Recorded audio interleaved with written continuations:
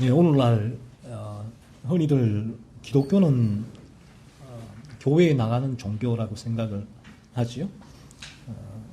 우리가 교회에 나가게 되면 기독교인이다라고 얘기를 합니다.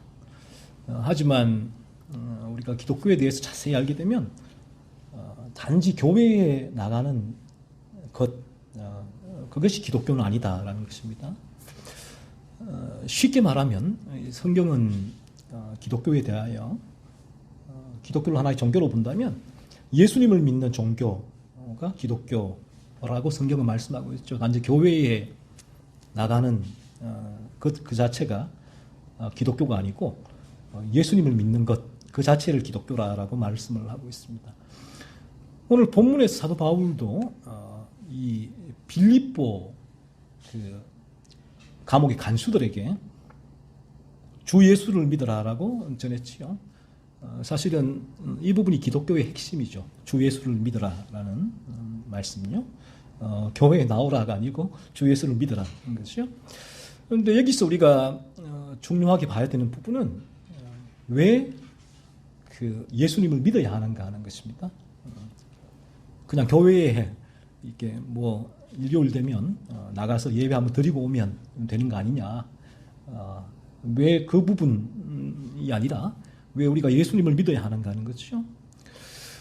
오늘날 이 한국에도 교회에 다니는 분들은 상당히 많이 있어요. 있지만 이들 중에는 예수님을 믿는 목적이죠. 목적이 잘못되어 있는 경우가 참 많습니다. 그래서 교회에는 나가는데 예수님은 잘못 믿는 분들이 많다라는 거예요.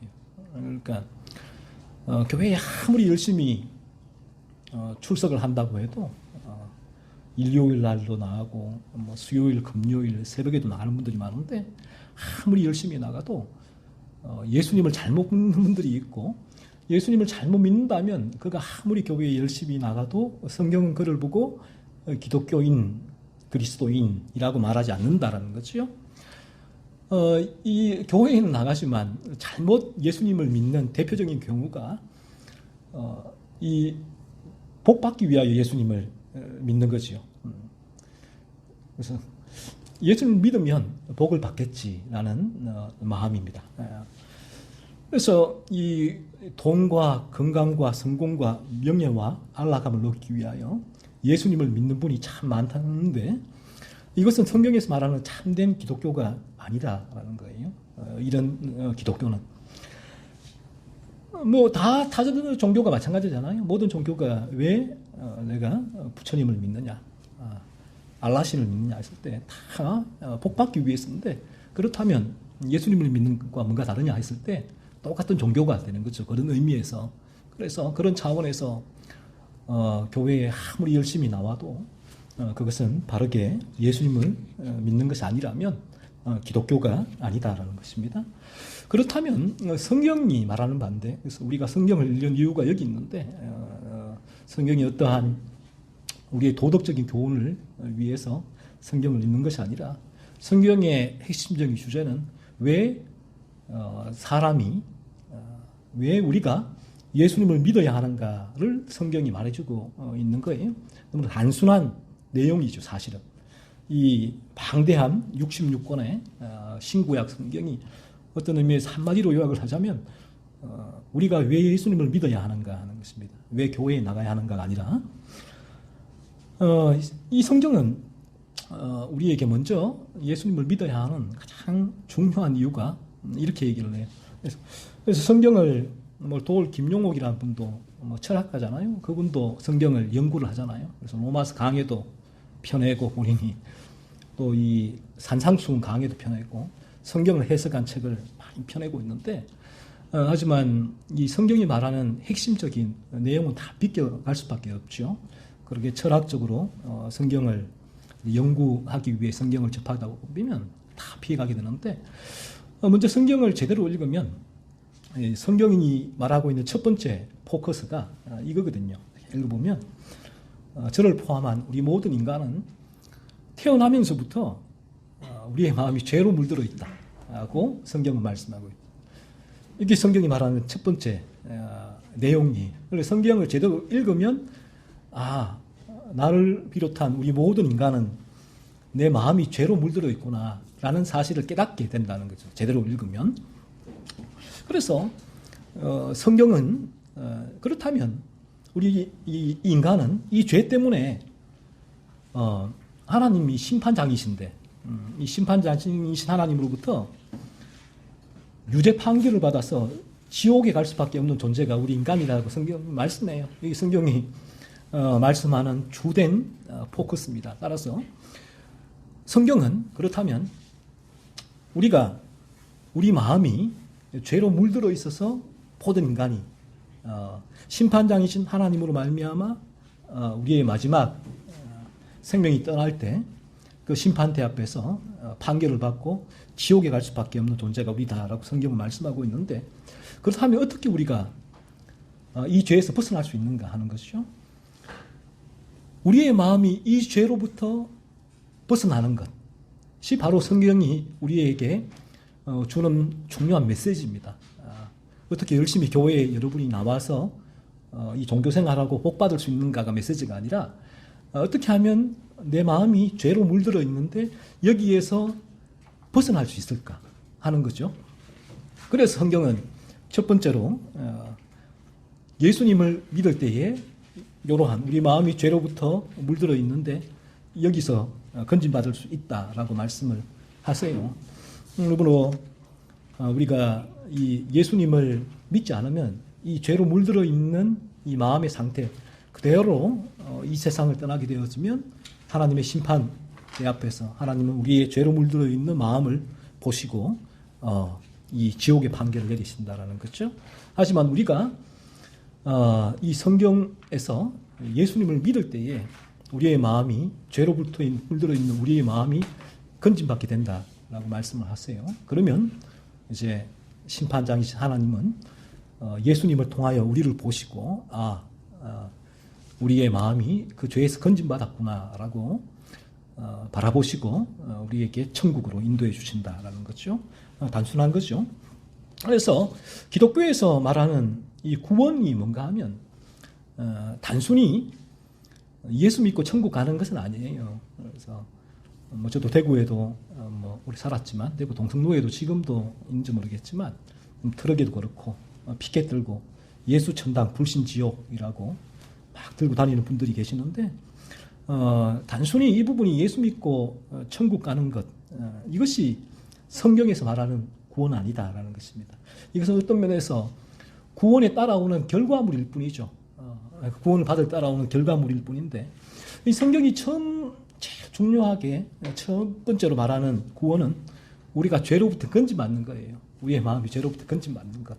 예수 구원이다라고 말씀을 합니다. 그런데 문제가 있는데 문제는 우리가 저도 그랬고 이 죄인이라는 사실이 잘 인정이 안 된다는 거예요. 이게 문제라는 것입니다. 성경은 우리가 죄인이라고 말씀하고 있어요. 잘 읽어보면 정확하게 읽어보면 성경은 먼저 그 부분을 우리에게 계속해서 말씀하고 있는데 성경을 제대로 읽으면 성경은 이 모든 인간이 죄인이고 내가 내 마음이 죄로 물들어 있구나 사실을 깨닫게 되는데 현실은 이 부분이 인정이 안 된다는 거죠. 또 인정할 수 없다는 것입니다. 그래서 우리 인간들은 도덕적이고 종교적이고 윤리적으로 완벽한 이렇게 보이는 분들이 많아요. 남들보다 더 선하게 보이는 분들도 많은데 그런 차원에서는 더 인정이 안 되죠. 나보다 훨씬 악한 사람들이 많은데 내가 무슨 죄를 지었냐라는 것인데 그래서 하나님께서는 성경을 주신 이유가 여기 있습니다. 이 성경이라는 자체가 이 성경이 뭔고 했을 때에 성경을 주셨고 이 성경을 통하여 우리 모든 인간이 죄인이다라는 사실을 깨닫게 하기 위해서 성경을 주셨다라는 것입니다. 다른 목적이 없습니다. 그래서 성경은 66권 구약과 신약은 공이 먼저 내가 죄인이다. 내 마음이 죄로 물들어 있구나 라는 사실을 집요하게 말씀하고 계시죠. 시편 51편 5절에서 다윗은 이렇게 얘기를 하잖아요. 악인은 모태에서부터 멀어졌으며 나면서부터 격절로 나아가 거짓을 말하는도다. 우리 인간이 악인 죄인인데 이미 어머니가 나를 잉태했을 때부터 죄로 물들어서 선에서는 멀어졌다라는 거예요. 그래서 어머니가 죄 중에서 나를 잉태했다라고 다윗이 그렇게 얘기를 합니다. 그리고 시편 51편 5절에서도 다윗은 이렇게 얘기를 하죠. 내가 죄악 중에서 출생하였으며 어머니가 죄 중에서 나를 잉태하였다. 죄악 중에서 출생했다. 그래서 내가 이 모태로부터 내가 죄악 가운데 가기 때문에 그때부터 이미 나는 죄를 짓는 선의 길이 아닌 죄의 길로 가고 있다라고. 이 부분이 성경이 우리 조금 어렵게 말하면 인간론이라고. 인간론. 성경이 말하는, 성경을 통해서 인간이란 어떤 존재인가라는 거죠. 그래서 인간이란 어떤 존재인가에 대해서 많은 철학자들도 연구하고 많은 글을 썼잖아요. 글들을 읽어보면. 하지만 성경은 인간은 어떤 존재인가 했을 때 이처럼 죄로 물들어 있는 존재가 인간이다라고 말을 합니다. 그래서 인간이 지금 오늘날에도 우리 주변에 일어나는 얼마나 많은 범죄가 있습니까? 우리가 볼 때 이해가 되지 않는 범죄들이 너무나 많은데 그런 일들이 왜 일어나는가? 왜 가만히 길 가는 사람을 가서 너클을 끼고 때려서 죽이고 하는 그 악한 일들을 하는가 했을 때 성경은 그 부분이 어떤 그 사람이 뭐 사이코패스나 소시오패스, 가정 환경에 문제가 있다라고 바라지 않고 죄로 물들어 있기 때문이라고 말하고, 그 죄가 어느 날 일반 은총이에요. 법인데. 그래서 모든 인간은 일반 은총, 이 법의 양심의 지배를 받고 있는데 내 마음이 악이, 분노가 차오르면 이 일반 은총이 깨어지거든요. 깨어질 때는 법을 어기고 폭행도 하고 살인도 하고 그런 악한 일을 저지른다. 이 부분이 성경이 말하는 인간론이다라는 것입니다. 우리가 성경은 죄로 물들어 태어나기 때문에 우리는 어릴 때부터 죄를 짓는다라고 말씀을 하죠. 감감히 여러분 자신을 돌이켜보면 제가 어릴 때부터 누가, 저 또한 그랬고, 누가 가르쳐주지 않아도 시기하고 질투하고 미워하고 다투잖아요. 안 가르쳐줬는데 3살짜리 꼬맹이가 갓 태어난 아기를 막 꼬집고 누르고 하잖아요. 질투, 시기, 엄마의 사랑을 다 뺏어가니까. 그렇죠? 어릴 때부터 곰곰이 보면 누가 가르쳐주지도 않는데 내 뜻대로 안 되면 고집을 부리고 막 땡깡을 부리잖아요. 동생도 때리고 친구 사탕도 뺏어 먹고 왕따도 시키고 막 모함도 하고 욕하고 거짓말도 하고 부모님 말씀도 막 거역을 하고 그렇습니다. 뭐 이것을 배워서 하는가요? 그렇지 않잖아요. 오히려 오늘날 그 유치원 때부터 배우는 부분은 도덕이잖아요. 도덕. 자연스럽게 인간은 이러한 이제 도덕을 어기는 그런 삶을 사는데, 그러니까 누구 가르쳐주지 않아도 그 삶을 사니까 도덕 일반 은총이 이제 그 부분을 가르쳐 주는 거죠. 그러면 안 돼. 그거 나쁜 행동이야라고 말하고 있잖아요. 배우지 않아도 자연스럽게 합니다. 뭐 이런 죄에 대해서 초등학교, 중학교, 고등학교, 죄의 학과에서 배울 필요가 없다라는 거죠. 우리는 어릴 때부터 가만히 있어도 누가 가르쳐주지 않아도 마음에 조금 기분이 상하면 어릴 때부터 바로 욕을 내뱉죠.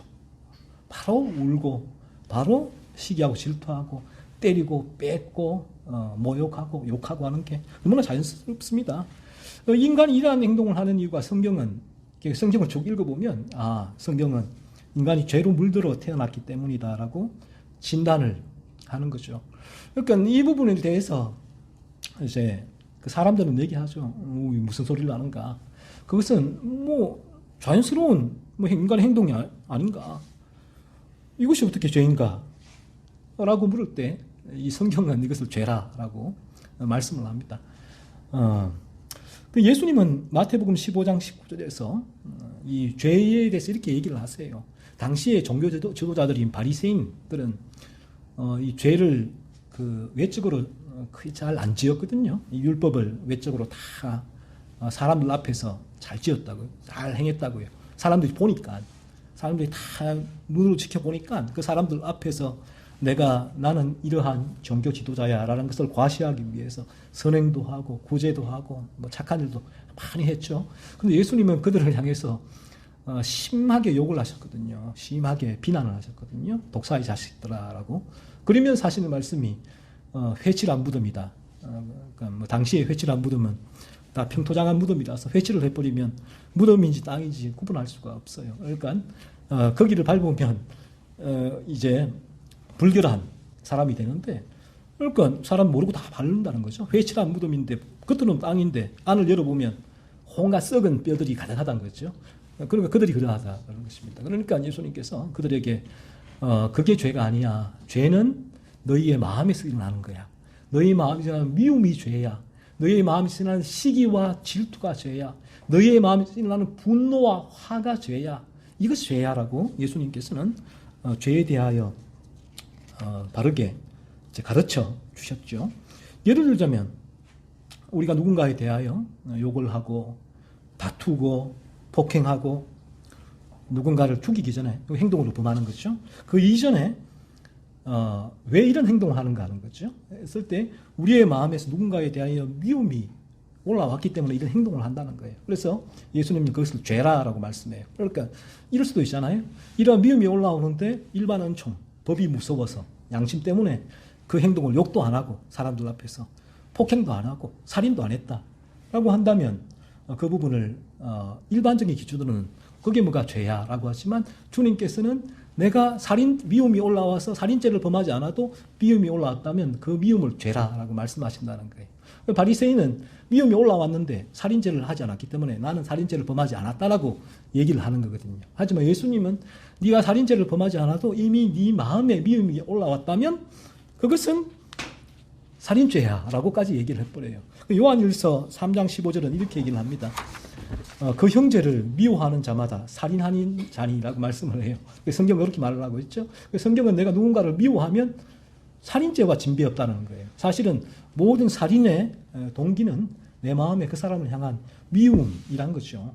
내가 상대방에게 전혀 해코지를 하지 않고 심지어는 상대방에게 선을 베풀었을지라도 내 마음에 미움을 품고 있다면 나는 그 상대방을 살해한 것과 진배 없다, 다름이 없다라고 성경은 말씀하고 있다는 것이죠.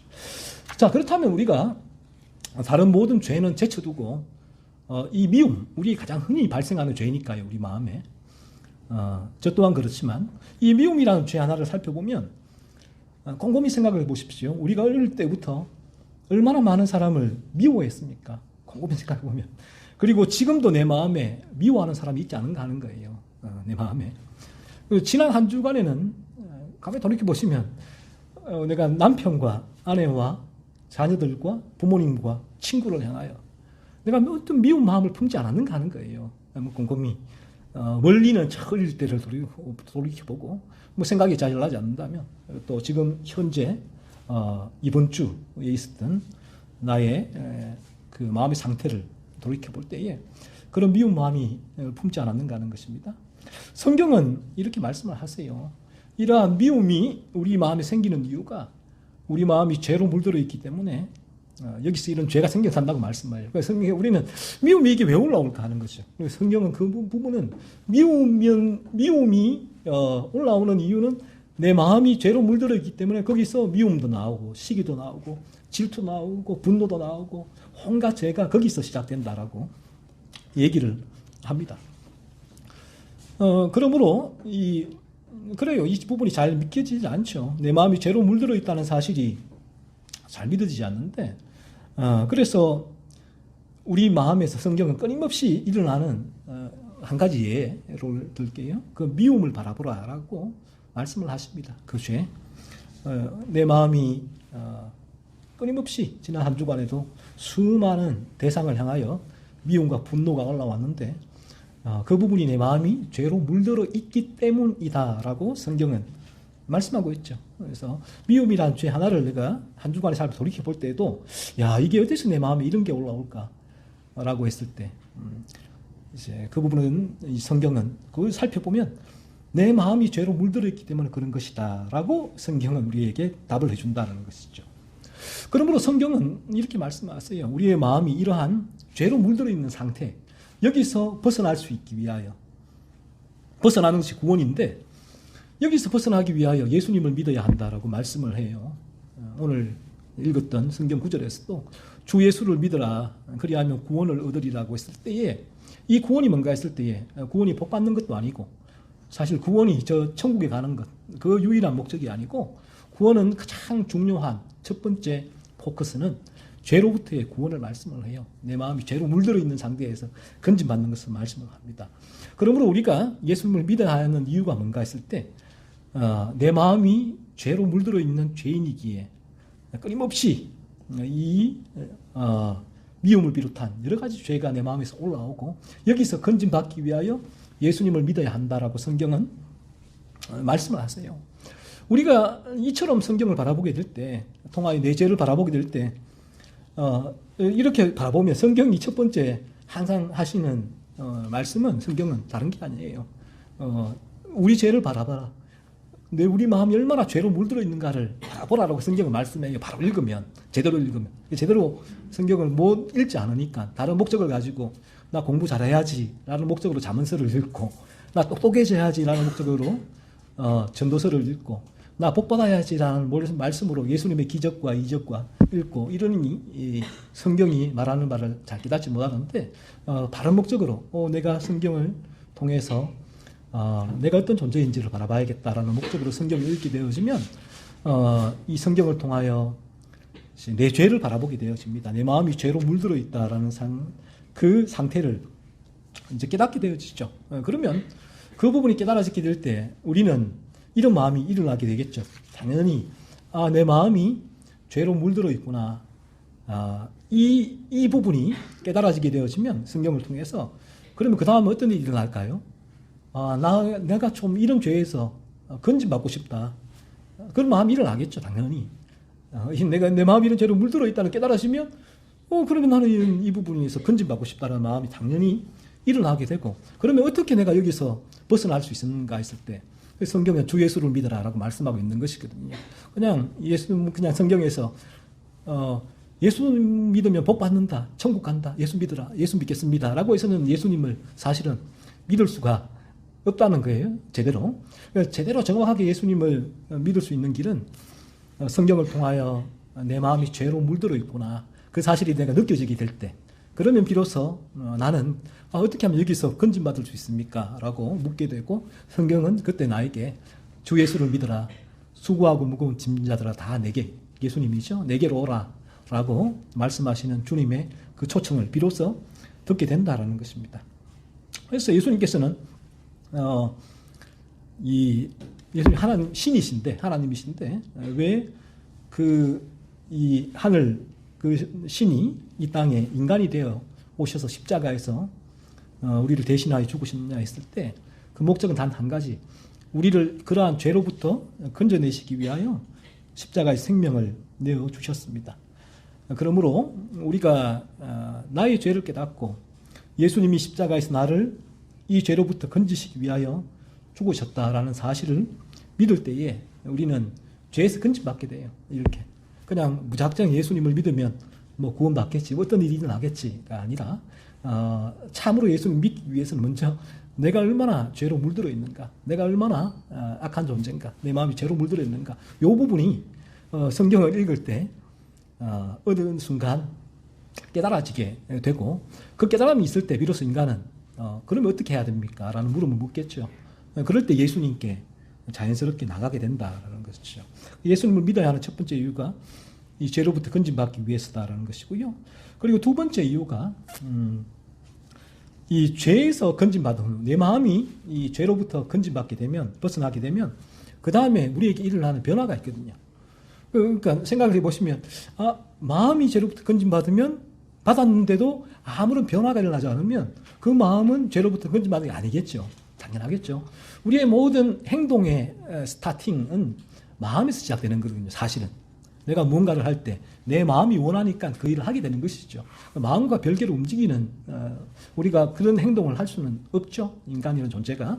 그래서 내 마음이 이 죄로부터 건진받게 되어야 된다면 우리의 행동도 변화가 따라오게 돼요. 어떤 변화가 올까요? 이 죄를 짓지 않기 위하여 살아가는 변화가 당연히 따라오게 되어집니다.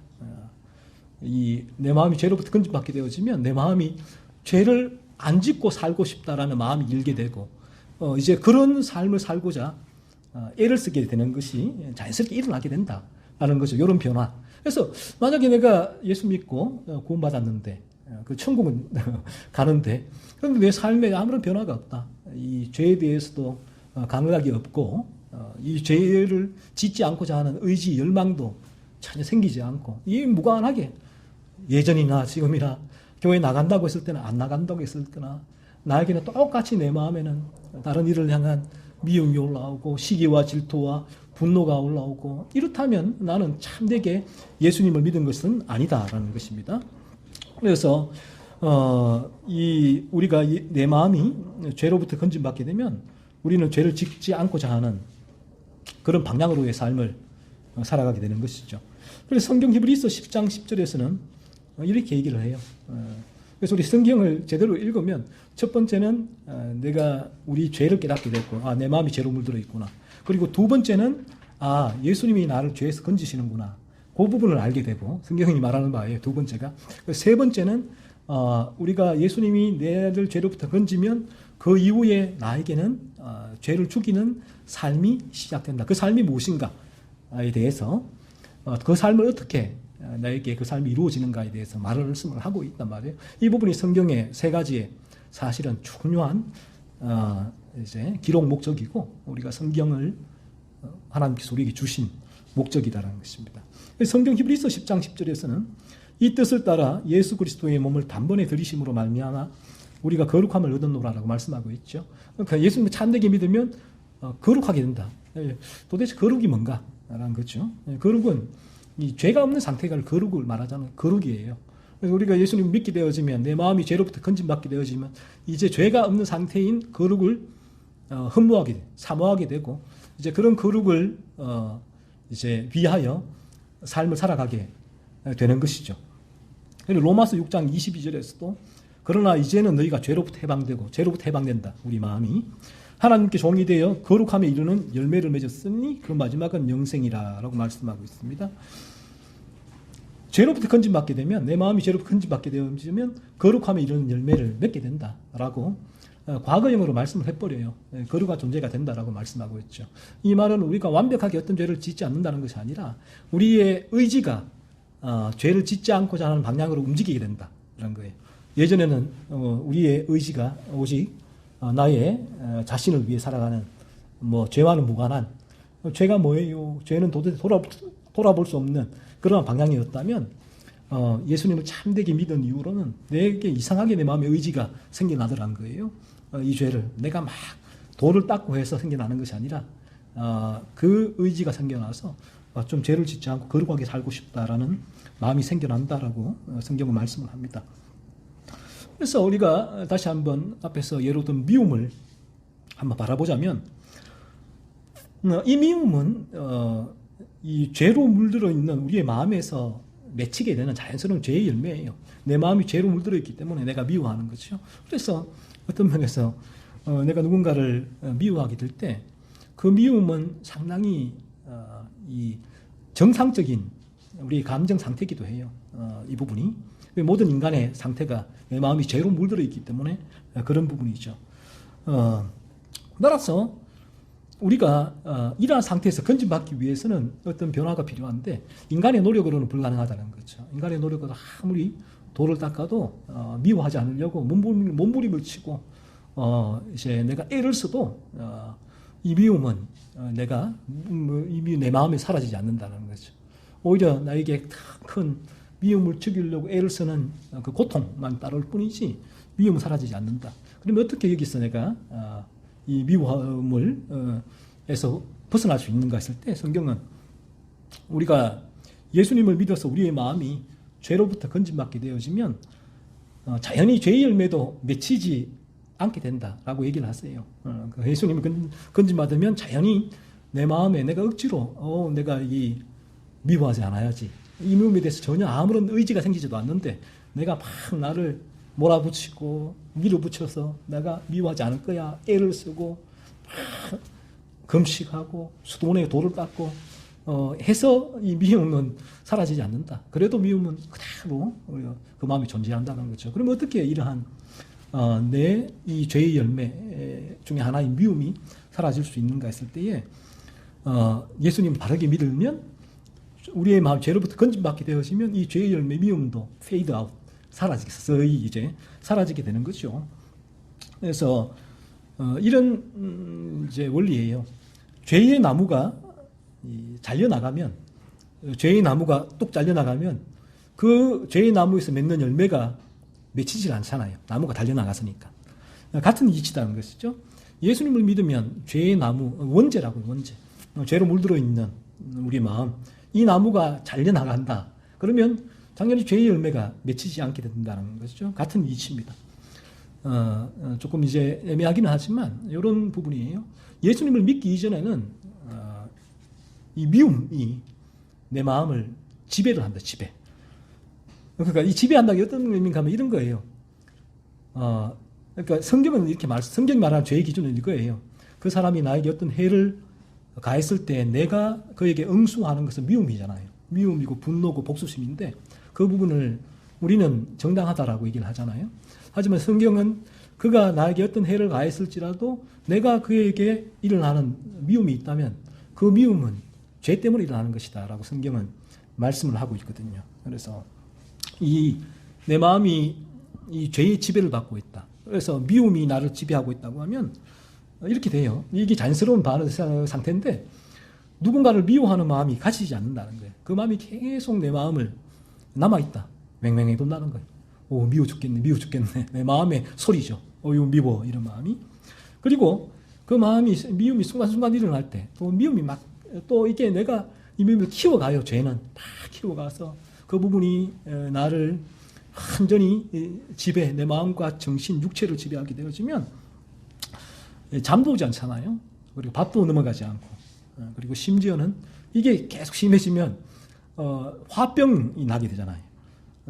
그리고 겨우 어떻게든 세상 그런 명상도 하고 묵상도 하고 상담도 받고 이렇게 해서 겨우 그 마음을 진정시켜 놓으면 우연히 그 사람을 딱 마주치면 또 그 미움이 올라와요.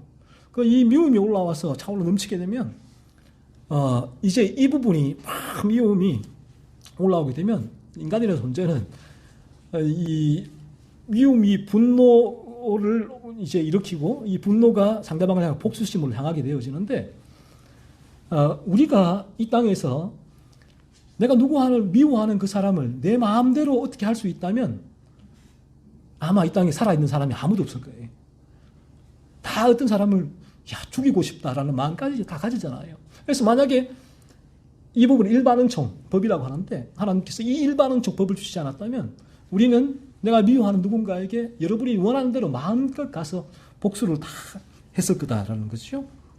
그래서 이 미움이 이제 올라와서 이 중에는 너무 커지니까 이 분노가 주체가 안 되니까 일반응총을 뚫고 나와버려요. 일반응총 법은 그때는 법이 안 보이는 거예요. 내가 감옥 속에 가서 몇 년 복역한다. 어떤 고통을 받는다는 게 보이질 않아요. 미움이 올라와서 분노가 차면 그러니까 이성을 상실한다라고 얘기를 하죠. 분노 조절 장치 사라졌다라고 하는데 그런 상태가 되어버리면 그때는 다 욕도 하게 되고 그때는 이제 폭행도 하고 그 미움, 복수심의 마지막에는 살인이잖아요. 사람을 죽이기도 합니다. 그러니까 하지만 이 세상에서는 이게 기준이 달라요. 성경의 기준은 미움을 죄라고 하는데 세상은 기준은 미움을 죄라고 말하지 않아요. 세상에 우리 삶을 살다 보면 그 미움은 분노가 올라오면 잘 표출해라 다른 방식으로 라고 세상은 인도를 하죠. 하지만 성경은 우리에게 그 미움을 자체가 죄다라고 말씀을 합니다. 그래서 가만히 보면 그래요. 저도 또한 그랬고 이제 이 아내가 조금만 마음에 안 들면 미움이 올라오잖아요. 미움이. 남편이 조금만 마음에 안 들면 미움이 올라오잖아요. 부모님이 조금만 내 마음에 안 들면 미움이 올라오고 자녀가 조금만 마음에 안 들면 미움이 올라옵니다. 이 자연스러운 현상이잖아요. 그러니까 이 미움을 처리할 수가 없어요. 처리가 안 돼요. 올라오는데 이게. 그래서 이 미움을 가지고 있으면 병이 되니까 우리 이 죄로 마음이 물들어 있는 상태에서는 인간은 이 미움을 어떻게든 처리를 해야 돼요. 그래야 내가 살아남으니까 이 미움을 어떻게 처리하느냐? 상대방에게 이제 그래 푸는 거예요. 뭐에게 이제 막 나가기도 하고 큰 소리도 치게 되고 내가 힘이 있으면 힘 약한 사람에게 그렇게 밀어붙이기도 하고 그러면 이 다툼이 일어나겠죠. 다툼이 일어나고 이제 이 다툼이 잦아지면 이제 갈등의 골이 깊어지고 더 이제 그 미움은 더 커져갑니다. 더 커져가요. 내가 미워 죽겠는데 아이고 그냥 그래 그냥 살아간다. 뭐 이런 방식의 그 삶이 되는 거죠. 그리고 내가 그 미움을 표출할 수 없는 상대가 워낙 강하니까 내가 강해서 표출할 수 없다면 다른 방식으로 표출을 해요. 그런 방식으로 내 미움을 표출하게 되죠.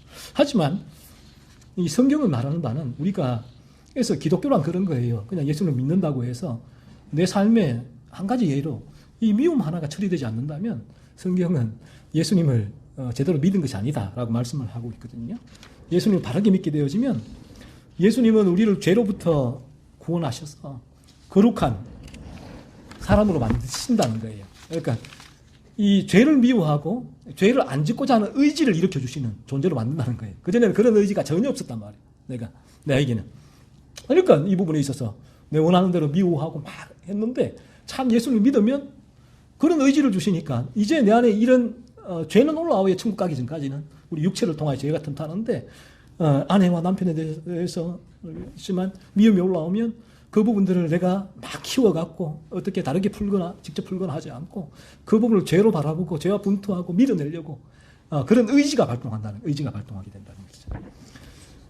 그래서 이제 내 마음에 누군가를 향한 미움이 일어나면 예수님을 믿기 이전에는 참되게 믿기 이전에는 이 모든 상대방의 문제잖아요. 사실 이게 죄가 바라보게 하는 방식인데 이 모든 내 마음에 일어나는 미움이 일어나는 것은 저 사람의 문제야. 그렇게 되는 거죠. 그 상대방을 비판하고 정죄를 하게 되지만 이제는 그 부분은 둘째의 문제예요. 우리 안에 참 예수를 믿게 되어지면 상대방이 잘했건 말했건 일단은 그 부분은 뒤에 뭐 대화를 하든지 다른 방식으로 풀 수 있는 문제고 첫 번째는 이제 그렇게 될 때는 내 마음에 상대방이 나에게 가해를 했든 어떻게 했든 간에 내 마음이 일어나는 미움을 죄로 바라보게 된다는 거예요. 이런 변화가 일어나게 된다는 거죠. 그러면 이제 그 사람은 그 죄와 그 의지가 있으니까 그 죄와 싸우게 되겠죠. 내가 미워하지 않을 거야. 의지가 있으니까 싸움이 가능한 거예요. 그 미움과.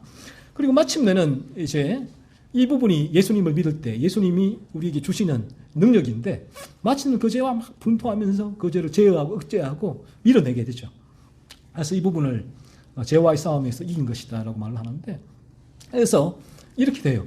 미움은 올라왔어요. 올라왔는데 이 미움의 죄와 분투함이 밀어낼 때 그 마지막에는 상대방을 미워하지 않는 지점에 도착하게 돼요.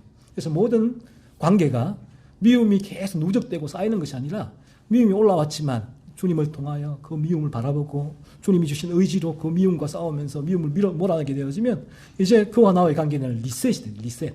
미움이 누적되어 있어서 늘 시한폭탄처럼 불만 붙이면 빵 터지는 그 상태가 아니라 제로 상태가 되니까 아무런 그 사람과의 관계에 있어서 문제가 없어지게 돼요. 그러니까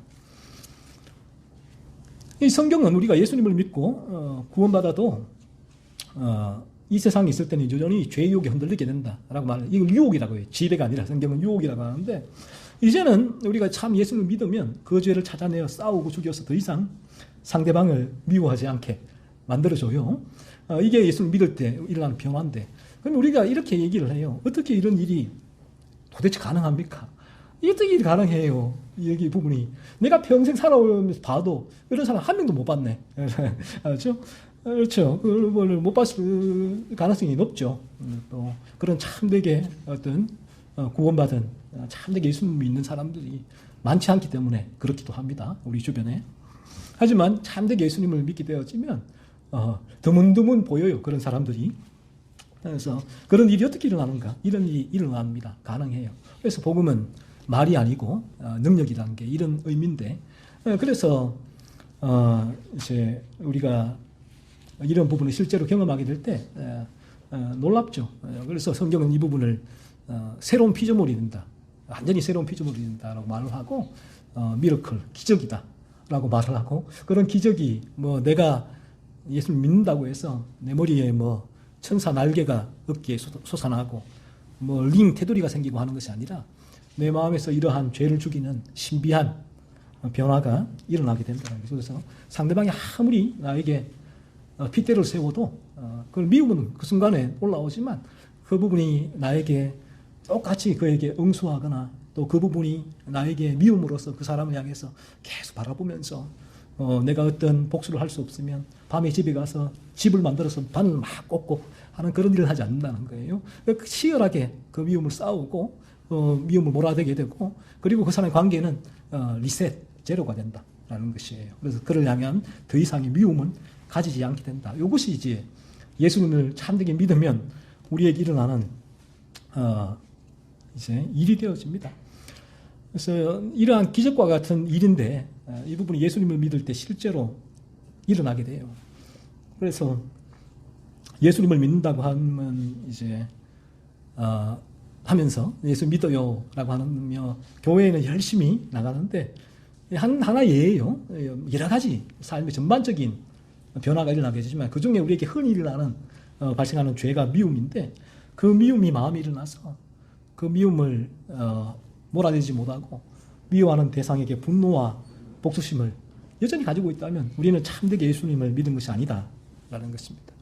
예수님을 참되게 믿어서 죄로부터 구원받게 되면 우리는 그래요. 이게 죄성이기도 하지만 다른 사람들을 손가락질 자꾸만 죄는 하게 만들었는데 그 전에 먼저 내 죄를 찾아내게 된다는 참되게 예수님을 믿은 사람은 먼저 손가락질 하다가 아차 내 죄를 찾게 되고 그리고 그 죄와 이제 싸우는 의지를 주셨으니까 그 죄와 싸우게 돼요. 이 죄를 싸우게 되고 그리고 그 죄를 죽이는 삶을 살게 되죠. 그래서 참되게 예수님을 믿으면 이 부부 간에 형제 간에 부모와 자녀 간에도 일어나는 변화가 현격하게 다툼이 줄어들게 돼요.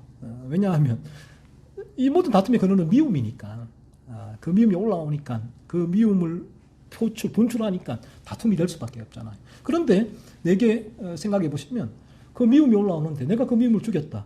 상대방은 내게 싸우려고 늘 폼을 잡고 있는데 내가 그게 안 되는 거 어떻게? 그러면 어떻게 싸움이 되겠냔 말이에요.